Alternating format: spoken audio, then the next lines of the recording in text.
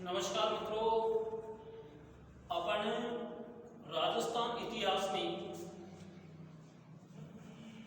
मेवाड़ का इतिहास पढ़ रहे थे और मेवाड़ के इतिहास के बारे में आपको पहले बता दिया गया कि मेवाड़ का इतिहास क्या है और उसे क्यों याद करना जरूरी है।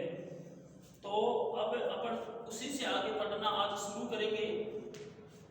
आपको बप्पा रावल तक पढ़ाया गया था, उसके बाद में बप्पा रावल के बाद जो महत्वपूर्ण शासक बना था उसका नाम था राणा रतन सिंह। क्या नाम था? राणा रतन सिंह। ये चित्तौड़ का शासक था। कहाँ का शासक था? चित्तौड़ का। इसने 1301 से और 1303 तक मेवाड़ पर यानी कि शासन किया था। राणा रतन सिंह कहाँ का शासक था? चित्तौड़ या अपन कह सकते हैं मेवाड़, चित्तौड़ दुर्ग में शासन करता था राणा रतन सिंह 1301 से 1303 तक। और राणा रतन सिंह के समकक्ष समकालीन दिल्ली में शासन करता था अलाउद्दीन खिलजी। ये दिल्ली है और दिल्ली का शासक कौन है? अलाउद्दीन खिलजी। अलाउद्दीन खिलजी ने दिल्ली पर 1256 से लेकर 1316 तक शासन किया था। ये आपको कंफर्म याद रखना है क्योंकि अलाउद्दीन सभी रियासतों में आएगा। जो भी अपन इतिहास पढ़ेंगे उन सब इतिहासों में अलाउद्दीन आने वाला है। तो अलाउद्दीन ने 1356 से 1256 से और 1316 तक दिल्ली पर क्या किया? शासन। जब अलाउद्दीन दिल्ली पर शासन करता था तो उस समय चित्तौड़ का राजा कौन था? राणा रतन सिंह था। और अलाउद्दीन खिलजी अपने मुस्लिम साम्राज्य को बढ़ाने के लिए चित्तौड़ पर 1303 में क्या किया था? आक्रमण किया था। तो अलाउद्दीन खिलजी अपने साम्राज्य का क्या करना चाहता था? साम्राज्य का विस्तार करना चाहता था। अपने साम्राज्य का क्या करना चाहता था? विस्तार करना चाहता था। और उस विस्तार करने के लिए इस अलाउद्दीन ने राणा रतन सिंह पर 1303 में क्या किया? आक्रमण किया। अब जब राणा रतन सिंह पर आक्रमण किया था तो राणा रतन सिंह के उस समय दो सेनापति थे। क्या थे? दो सेनापति। एक सेनापति का नाम था गोरा और दूसरे सेनापति का नाम था बादल। दूसरे का नाम क्या था? बादल। पद्मावत जो पूरी की पूरी फिल्म बनाई गई थी वो फिल्म भी इसी पर आधारित है। अलाउद्दीन राणा रतन सिंह पर दो कारणों से आक्रमण किया था, ऐसा अपने को साक्ष्य प्राप्त होता है। पहला साक्ष्य ये मिलता है कि शेर शाह सूरी का दरबारी कवि मलिक मोहम्मद जायसी था। कौन था? मलिक मोहम्मद जायसी। और इस जायसी ने एक पुस्तक लिखी थी, उसका नाम था पद्मावत। पद्मावत पुस्तक में इस मलिक मोहम्मद जायसी ने ये बताया कि अलाउद्दीन खिलजी चित्तौड़ के राणा रतन सिंह पर केवल रानी पद्मनी को प्राप्त करने के लिए ही क्या किया था? आक्रमण किया था। तो मलिक मोहम्मद जायसी तो ये मानता है कि अलाउद्दीन केवल पद्मनी को प्राप्त करने के लिए आक्रमण किया, लेकिन इतिहास ये मानता है दूसरा कारण कि अलाउद्दीन अपने साम्राज्य का क्या करना चाहता था? विस्तार भी करना चाहता था। इन दोनों कारणों से ही ये अलाउद्दीन इस राणा रतन सिंह पर क्या किया था? आक्रमण किया था। इस अलाउद्दीन खिलजी ने ध्यान रखना 1303 में आक्रमण कर दिया था। क्या कर दिया था? आक्रमण किया। अलाउद्दीन खिलजी राणा रतन सिंह पर 1303 में क्या किया था? आक्रमण किया था।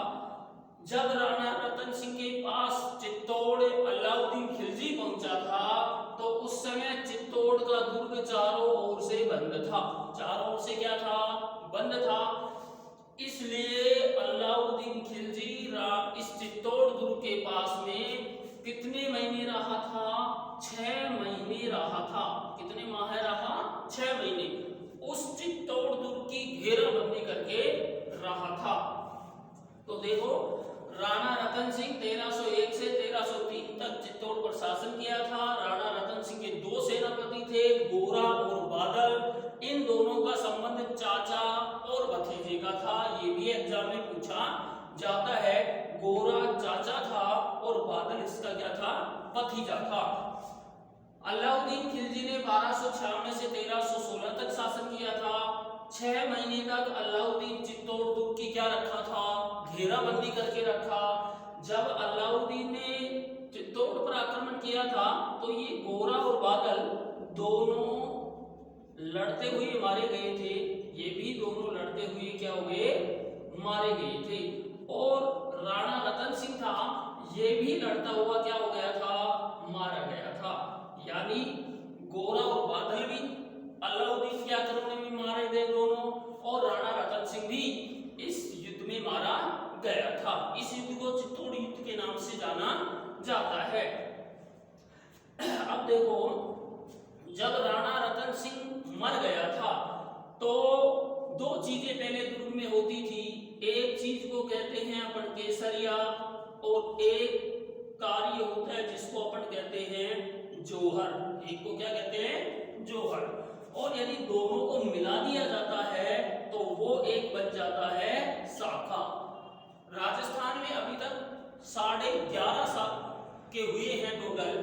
केसरिया कौन सी प्रक्रिया होती है?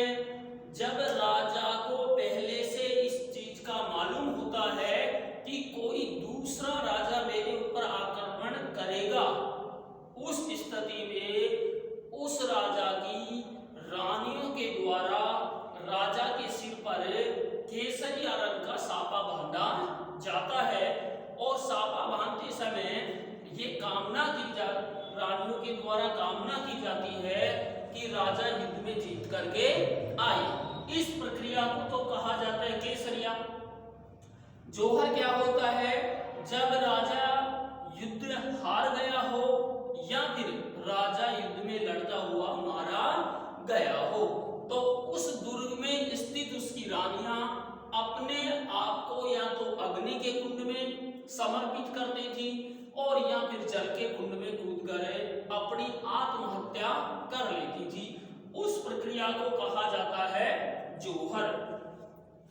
जिस दुर्ग में केसरिया की प्रक्रिया भी पूरी हुई हो और जोहर भी हुआ हो तो उसे कहा जाता है साका। क्या कहा जाता है? साका। साका का भी प्रश्न आता है कि 2.5 साके कहाँ के प्रसिद्ध हैं? वो जैसलमेर के 2.5 साके प्रसिद्ध हैं। ये भी एग्जाम में पूछा जाता है। तो ये प्रक्रिया शायद आपकी समझ में आ गई होगी कि केसरिया क्या होता है, जोहर क्या होता है। और जिस दुर्ग में केसरिया और जोहर दोनों प्रक्रियाएं होती है वो फिर क्या बन जाता है? साका बन जाता है। अब जब राणा रतन सिंह मारा गया था युद्ध में तो इस रतन सिंह की, किसकी? रतन सिंह की पत्नी, यानी कि रतन सिंह की रानी कह दो या पत्नी कह दो, उसका नाम था पद्मिनी। क्या नाम था? पद्मिनी। इस पद्मिनी के द्वारा 1600 स्त्रियों के साथ में, कितनी महिलाओं के साथ में? 1600 महिलाओं के साथ में अग्नि जोहर किया गया था। अग्नि जोहर किया गया। कौन सा जोहर किया गया? अग्नि जोहर किया गया। यानी रतन सिंह जब मर गया था 1303 में अलाउद्दीन के साथ लड़ता हुआ तो उसकी रानी का नाम पद्मिनी था। और इस पद्मिनी ने इस रतन सिंह के मरने के बाद में 1600 महिलाओं के साथ में क्या किया था? जोहर किया था। उस जोहर की श्रेणी कौन सी थी? अग्नि जोहर। ये पद्मिनी के द्वारा जो जोहर किया गया था अग्नि, वो कहाँ किया गया? चित्तौड़ दुर्ग में। और ये पूरे विश्व का सबसे बड़ा जोहर माना जाता है। रानी पद्मिनी के द्वारा जो जोहर किया गया था वहां प्रति वर्ष एक जोहर मेले का आयोजन किया जाता है। राजस्थान में 2 ऐसे मेले लगते हैं जो पूरे विश्व में केवल राजस्थान में ही लगाए जाते हैं, जिनमें एक जोहर मेला पद्मिनी की याद में चित्तौड़ में लगाया जाता है। पूरे विश्व का एकमात्र मेला है ये। और एक खेजड़ली गांव जोधपुर में अमृता देवी बिश्नोई की याद में भी एक वृक्ष मेले का आयोजन किया जाता है। तो वृक्ष मेला भी विश्व में एकमात्र राजस्थान में लगता है और जौहर मेला भी एकमात्र राजस्थान में ही लगाया जाता है। बाकी विश्व में कहीं भी ये दो मेले नहीं लगाए जाते हैं। अब पद्मिनी कौन थी? तो पद्मिनी ध्यान रखना सिंघल देश की राजकुमारी थी। पद्मिनी कहां की थी? सिंघल देश की राजकुमारी थी। और सिंघल देश को ही अपन वर्तमान में श्रीलंका कहते हैं। वर्तमान में क्या कहते हैं? श्रीलंका। और इस सिंघल देश का राजा यानी कि पद्मिनी का पिता कौन था? उसका नाम था गंधर्व सेन। क्या नाम था? गंधर्व सेन इसका पिता था। अब दोबारा देख ले, दिल्ली में शासन कौन कर रहा है? अलाउद्दीन खिलजी। 1256 से 1316 तक अलाउद्दीन खिलजी अपने मुस्लिम साम्राज्य का विस्तार करना चाहता था। इसलिए इसने 1303 में अलाउद्दीन खिलजी ने चित्तौड़ के राजा रतन सिंह पर आक्रमण कर दिया था। जब इस पर आक्रमण किया तो उस समय इसके दो सेनापति थे, एक का नाम गोरा, दूसरे का नाम बादल। ये दोनों ही लड़ते हुए क्या हो गए थे? मारे गए थे। जब रतन सिंह मारा गया था इस युद्ध में तो रतन सिंह की रानी का नाम पद्मिनी था। इस पद्मिनी ने 1600 महिलाओं के साथ में अग्नि जोहर किया था। ये अग्नि जोहर चित्तौड़गढ़ दुर्ग में किया गया था। और इस पद्मिनी की जिस कुंड में इसने अपनी आत्महत्या कर ली थी, यानी कि जहां पर ये अग्नि जोहर की थी, वहां पर प्रतिवर्ष जोहर मेले का आयोजन किया जाता है। पद्मिनी सिंघल देश की राजकुमारी थी। कौन से देश की राजकुमारी थी? सिंघल देश की राजकुमारी थी। और सिंघल देश को वर्तमान में क्या कहा जाता है? श्रीलंका कहा जाता है। और इस पद्मिनी के पिता का नाम गंधर्व सेन था। यानी उस समय के सिंघल देश का राजा कौन था? गंधर्व सेन था। इसके बाद में देखो, जब राणा रतन सिंह हारा था तो इस युद्ध का वर्णन अमीर खुसरो ने किया था। किसने किया था? अमीर खुसरो एक विद्वान शासक था, विद्वान व्यक्ति था। और ये अलाउद्दीन का एक दरबारी कवि माना जाता है। कौन था अलाउद्दीन का दरबारी कवि? अमीर खुसरो। कौन था? अमीर खुसरो। अलाउद्दीन का ये क्या था? दरबारी कवि था। और इस अमीर खुसरो ने तारीख ए अलाई नामक क्या लिखी थी? एक पुस्तक लिखी थी। आपसे पूछा जाए कि अलाउद्दीन और रतन सिंह के बीच में जो युद्ध हुआ था उसका वर्णन कौन सी पुस्तक में किया गया? तो उसका उत्तर होगा तारीख ए अलाई। और तारीख ए अलाई किसने लिखी? अमीर खुसरो ने। और अमीर खुसरो किसका दरबारी कवि था? तो अलाउद्दीन खिलजी का दरबारी कवि था। इस अमीर खुसरो ने इस चित्तौड़ युद्ध का क्या किया था? वर्णन किया था। अब देखो, अलाउद्दीन चित्तौड़ को जीतने के बाद खुद तो चला गया दिल्ली। कहां चला गया? दिल्ली। तो अलाउद्दीन खिलजी चित्तौड़ को जीतकर, किसको जीतकर? चित्तौड़ को जीतकर दिल्ली चला गया। अब बताओ, ये जब दिल्ली जाएगा अलाउद्दीन तो चित्तौड़ में किसी को राजा बना करके जाएगा। इसलिए जब अलाउद्दीन चित्तौड़ को जीतकर दिल्ली गया था तो ध्यान रखना, इस चित्तौड़ का राजा यानी कि शासक किसको बनाया था? खिज्र खां को बनाया था। किसको बनाया था?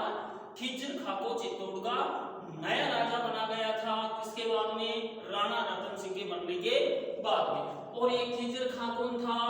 ये अलाउद्दीन खिलजी का बेटा था। कौन था ये? अलाउद्दीन खिलजी का बेटा था। तो अलाउद्दीन खिलजी चित्तौड़ को जीतकर दिल्ली गया, लेकिन दिल्ली जाने से पहले चित्तौड़ का शासक किसको बनाया? खिज्र खां को। और ये खिज्र खां किसका बेटा था? इस अलाउद्दीन खिलजी का। जब खिज्र खां शासक बना था 1303 में, तो ध्यान रखना इसी खिजर खां के नाम के आधार पर चित्तौड़ दुर्ग को खिजराबाद का दुर्ग कहते हैं। खिजराबाद का दुर्ग कहते हैं। अपने से ये एग्जाम में पूछा जाता है कि खिजराबाद का दुर्ग कहाँ स्थित है, तो ध्यान रखना खिजराबाद का दुर्ग चित्तौड़ दुर्ग को ही कहा जाता है। और इसको ऐसा नाम देने का कारण था कि अलाउद्दीन का बेटा खिजर खां जिस दिन चित्तौड़ का शासक बना था उसी दिन से चित्तौड़ दुर्ग को खिजराबाद का दुर्ग कहा जाता है। तो अलाउद्दीन चित्तौड़ को जीतकर कहां चला गया, दिल्ली, और इस चित्तौड़ का शासन किसको सौंप दिया, खिजर खां को। और खिजर खां किसका बेटा था, अलाउद्दीन खिलजी का बेटा था। इसी के नाम के आधार पर चित्तौड़ दुर्ग को कौन सा दुर्ग कहा जाता है, खिजराबाद का दुर्ग कहा जाता है। 1313 के अंदर, यानी इसे खिजर खां ने 10 वर्ष तक शासन किया था चित्तौड़ पर। 1303 में शासक बना, 1313 में ये भी अब कहां जा रहा था, दिल्ली जा रहा था चित्तौड़ से। तो जब ध्यान रखना अलाउद्दीन चित्तौड़ जीता और वो खुद दिल्ली गया, तो शासन किसको सौंप दिया था, खिजर खां को। अब 1313 के अंदर ये खिजर खां भी वापस कहा जा रहा है, दिल्ली। तो ये जब दिल्ली गया था तो ध्यान रखना इसने शासन सौंप दिया था जैत सिंह को। किसको सौंपा, जैत सिंह को। जैत सिंह जब शासन नहीं चला पाया तो जैत सिंह ने भी शासन किसको दे दिया, मालदेव को। किसको दे दिया, मालदेव को। मालदेव भी जब शासन नहीं चला पाया तो ध्यान रखना ये किसको शासन दिया था, हमीर सिसोदिया को। किसको शासन दे दिया, हमीर सिसोदिया को। ये अपने को अच्छी तरीके याद रखना है कि खिजर खां दिल्ली जब गया था तो शासन खिजर खां जैत सिंह को सौंप दिया था। जैत सिंह जब शासन नहीं कर पाया तो वो मालदेव को शासन दे दिया। जब मालदेव भी शासन नहीं चला पाया तो वो शासन किसको दे दिया, हमीर सिसोदिया को। किसको दे दिया, हमीर सिसोदिया। अब हमीर सिसोदिया ध्यान रखना सिसोदा गांव का जागीरदार था। सिसोदा गांव का जागीरदार था। सिसोदा गांव का जागीरदार था। इस हमीर सिसोदिया ने 1326 में सिसोदिया वंश की स्थापना की थी। सिसोदिया वंश की क्या की थी, स्थापना की थी। ये परीक्षा में अपने से पूछा जाता है कि सिसोदिया वंश की स्थापना किसने की, हमीर सिसोदिया ने की। कब की, 1326 में की। तो सिसोदिया वंश का संस्थापक हमीर सिसोदिया को माना जाता है। अब आपको मालूम होगा कि हमीर सिसोदिया के पास जब शासन आया था तो उससे पहले मालदेव के पास था, मालदेव से पहले जैत सिंह के पास में शासन था, और उससे पहले खिजर खां के पास शासन था। ये सारे लोग मेवाड़ का सही रूप से शासन नहीं चला पाए थे, यानी कि मेवाड़ की स्थिति डगमगा गई थी। कब, जब हमीर सिसोदिया के पास शासन आया तो उसे मेवाड़ की डगमगाती हुई स्थिति को इसने क्या किया, स्थिर किया। उसमें संतुलनता लेकर के आया। इस कारण से हमीर सिसोदिया को विषम घाटी पंचानन की उपाधि दी जाती है। इसी को विषम घाटी पंचानन की क्या दी गई थी, उपाधि दी गई। इसी को विषम घाटी पंचानन की क्या दी गई थी, उपाधि दी गई थी। इसको हमीर सिसोदिया को। अब हमीर सिसोदिया को विषम घाटी पंचानन की जो उपाधि दी गई थी उसका वर्णन किसमें किया गया, तो इसका वर्णन ध्यान रखना कीर्ति स्तंभ प्रशस्ति में किया गया। कीर्ति स्तंभ प्रशस्ति। हमीर सिसोदिया को विषम घाटी पंचानन की उपाधि दी गई थी और इस विषम घाटी पंचानन की उपाधि हमीर सिसोदिया को दी गई थी। इसका वर्णन कीर्ति स्तंभ प्रशस्ति में मिलता है। हमीर सिसोदिया को ध्यान रखे मेवाड़ का उद्धारक मानते हैं। मेवाड़ का क्या मानते हैं, उद्धारक भी कहते हैं। मेवाड़ का उद्धारक ध्यान रखना झाला बीदा को भी कहा जाता है और महाराणा प्रताप कहा जाता है। इसको भी मेवाड़ का उद्धारक माना जाता है क्योंकि ये भी मेवाड़ की डगमगाती हुई स्थिति को क्या किया था, स्थिर किया था। तो दोबारा देखें, 1303 में अलाउद्दीन चित्तौड़ को जीता, चित्तौड़ को जीतकर खुद चला गया दिल्ली और चित्तौड़ का राजा बना गया खिजर खा को। उसके नाम के आधार पर चित्तौड़ को खिजराबाद का दुर्ग कहते हैं। 1313 में अब खिजर खा भी दिल्ली चला गया तो खिजर खा जैत सिंह को शासन सौंपा। जैत सिंह से शासन नहीं चल पाया तो मालदेव को दे दिया। मालदेव से भी नहीं संभल पाया शासन तो हमीर सिसोदिया को जब शासन दिया गया तो हमीर सिसोदिया ने 1326 में सिसोदिया वंश की क्या कर दी, स्थापना कर दी। हमीर सिसोदिया सिसोदा गांव का बहुत बड़ा जागीरदार था और हमीर सिसोदिया को विषम घाटी पंचानन की उपाधि दी गई थी। ये एग्जामों में पूछी जाती है कि किस शासक को विषम घाटी पंचानन की उपाधि दी गई, तो उसका उत्तर हमीर सिसोदिया होगा। और विषम घाटी पंचानन की उपाधि का उल्लेख कीर्ति स्तंभ प्रशस्ति में किया गया था। हमीर सिसोदिया को मेवाड़ का उद्धारक भी कहा जाता है। इससे अगला जो पोर्शन होगा जो अपना वे नेक्स्ट कल की क्लास में पढ़ेंगे, और ये हिस्ट्री की क्लास होने के साथ साथ आपको हिंदी की क्लास, व्याकरण की और संस्कृत व्याकरण की क्लास भी रोजाना शाम को 6 से 7 बजे के बीच ये तीनों क्लासें अपने आरके एजुकेशन ग्रुप पे रोजाना उपलब्ध होंगी। तीनों क्लास से आराम से देखें, इसको और सब विद्यार्थियों के पास भेजें, क्योंकि आप जितना भेजोगे उतना ही मेरा खुद का मनोबल और बढ़ जाएगा।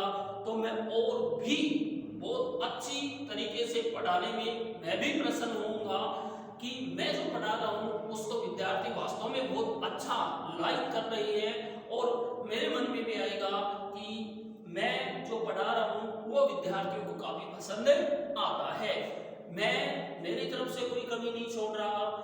आपको 3 क्लास रोजाना 6 से 7 के बीच में मिलेंगे शाम को। इतिहास के साथ हिंदी, हिंदी के साथ संस्कृत, जो मुख्य विषय हैं उनकी तीनों की क्लासें आपको रोजाना 6 से 7 के बीच उपलब्ध होगी। इसी के साथ अपन कल मिलते हैं।